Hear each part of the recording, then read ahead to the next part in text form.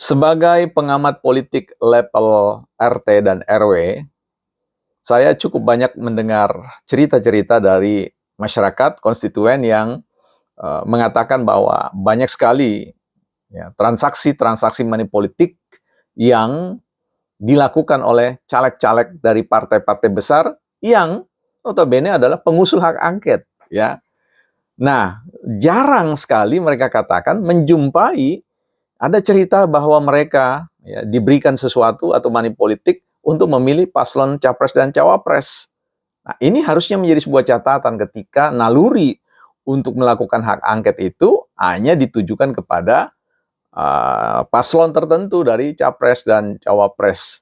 Ya, saya kira mesti introspeksi diri ya dalam hal itu. Nah, kita akan bincang terkait dengan korelasi atau hubungan dengan mulai dimunculkannya laporan-laporan tentang dugaan-dugaan korupsi ya oleh beberapa elit-elit politik. Kita akan bincang-bincang soal itu, bukan partai politik. Teman-teman, kita akan bahas soal borok politik ya dan hak angket. Tapi sebelumnya kita akan lihat sebuah buku kawan kita atau Bang Resa Watimena ya. Filsafat anti korupsi. Ya, buku ini membedah hasrat kuasa, pemburuan kenikmatan, dan sisi hewani manusia di balik corruption atau korupsi, extraordinary crime, kejahatan yang luar biasa. Ya, catatan beliau yang menarik itu di belakangnya, ya, orang harus korupsi kalau mau selamat. Nah, orang-orang yang tidak korupsi justru menjadi korban dan dikucilkan. Wah, ini sebuah paradoks ya, luar biasa. Ya, kita lihat dan silakan teman-teman sendiri baca. Tetapi yang saya mau kutip di dalamnya, teman-teman, ini terkait dengan sebuah kutipan yang beliau ambil atau kutip di dalam buku beliau ini, yaitu dari ya filsuf Jerman yang mengatakan filsuf pemikiran Jerman yaitu Friedrich Nietzsche ya teman-teman mungkin pernah ingat ada buku yang beliau tulis Tuhan telah mati ya, tapi kita tidak bahas tentang Tuhan yang mati, kita bicara tentang hasrat politik ya, kekuasaan yang moralnya mungkin mengalami kematian.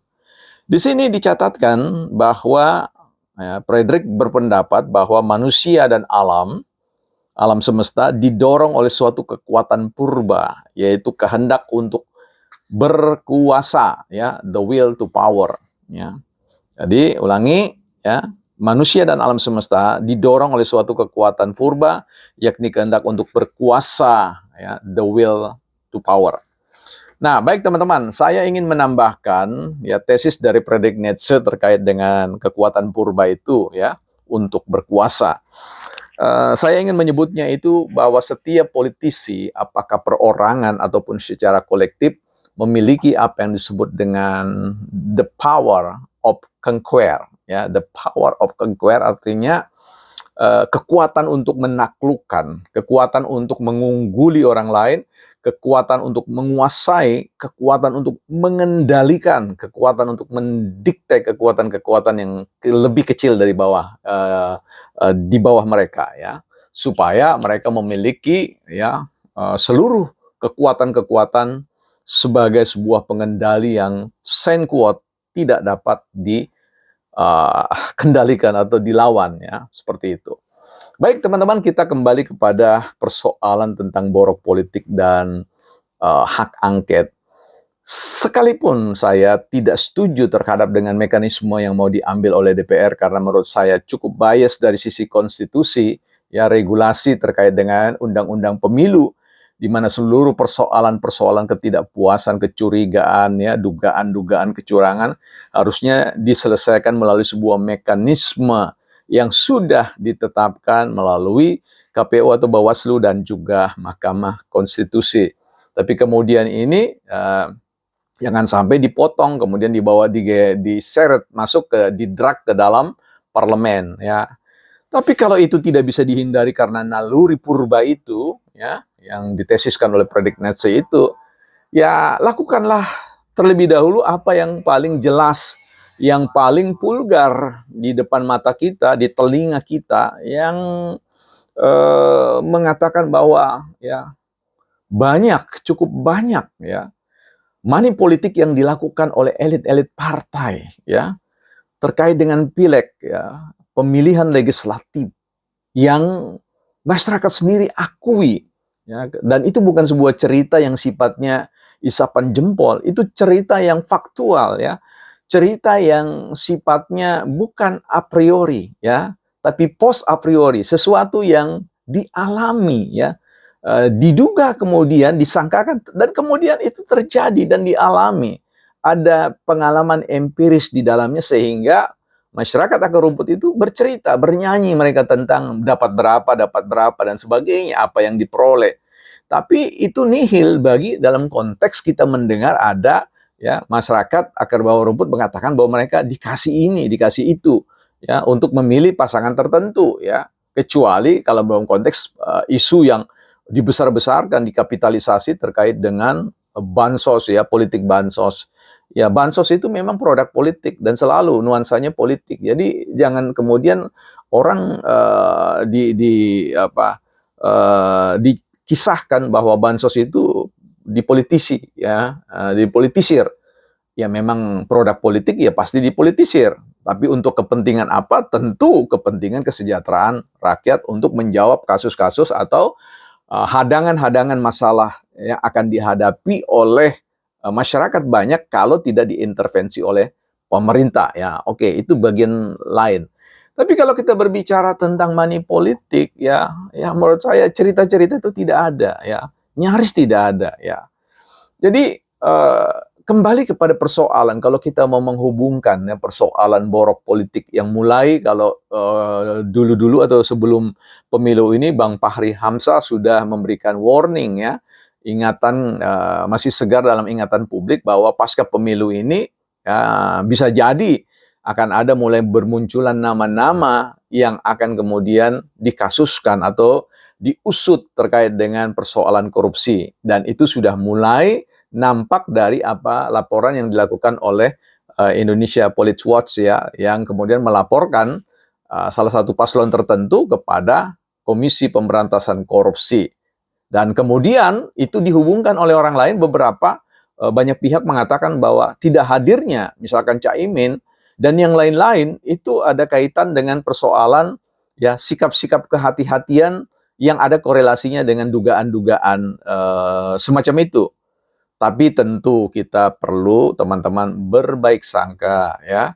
Negara kita negara hukum, setiap orang yang diduga itu perlu kita pandang tetap orang yang baik, orang yang bersih ya, sampai betul-betul bahwa kemudian pengadilan mengungkapkan dan yang bersangkutan mengakui itu. Tapi sepanjang itu tidak terjadi, baru dugaan ya, berbaik sangka itu adalah hal yang baik untuk kita kedepankan ya. Silakan saja berproses sebagaimana hak angket itu juga berproses ya. Siapapun di Republik ini perlu untuk mengedepankan bahwa tindakan fair, tindakan bermoral etik dalam konteks berpolitik itu perlu menjadi sebuah starting point ya, trigger untuk membangun masa depan Indonesia yang jauh lebih baik. Perkara persoalan angket ya, kita bicara tentang bagaimana pengakuan, mengapa kemudian PDIP tidak memberikan instruksi resmi dari partai untuk menggulirkan itu ya. Ya hanya sebatas yang kalau kita lihat ini hanya semacam uji publik ya.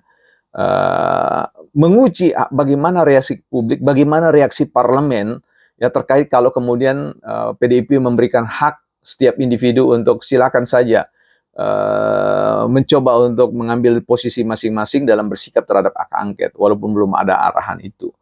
Nah, kita lihat juga bagaimana Nasdem yang juga belum bereaksi karena Pak Surya Paloh mengatakan bahwa mereka menunggu hasil real tanggal 20 Maret dari perhitungan KPU dan dari situ bersikap tentang hak angket.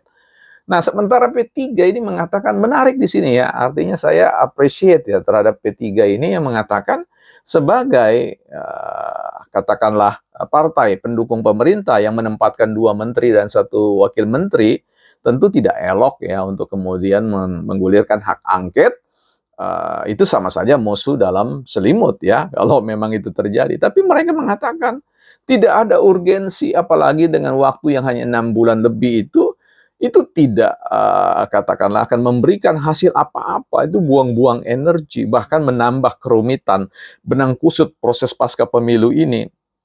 Jadi saya kira ini perlu ya, apalagi ketika mereka bersaksi bahwa di dapil-dapil P3 itu justru mereka tidak menemukan kecurangan itu sekalipun Prabowo mengungguli pemenangan itu dari pasangan yang mereka dukung sekalipun. Ya, jadi ini sebuah catatan yang perlu uji publik yang dilakukan oleh beberapa pihak PKS dan partai-partai yang lain, ya fraksi-fraksi yang lain. Ya, itu seperti sebuah upaya membaca apakah potensi untuk menggulirkan hak angket itu akan dimenangkan atau tidak. Kalau saya lihat dinamika yang kemarin bergulir, saya ragu bahwa itu bisa terjadi. Ya, sekali lagi akan ada muncul kemungkinan besar nama-nama yang mengejutkan untuk diungkap kepada publik, karena saya yakin pemerintah memiliki data yang cukup banyak. Ini bukan persoalan intimidasi. Ini persoalan adalah bagaimana membaca lawan, membaca serangan-serangan, dan kemudian membuat sebuah mekanisme pertahanan dan juga menjawab ya, agar supaya naluri-naluri serangan yang tidak perlu itu perlu dikendalikan ya. Karena sekali lagi bernegara itu dalam hal korupsi selalu punya margin error yang tidak mungkin kita tutup-tutupi, bukan partai politik.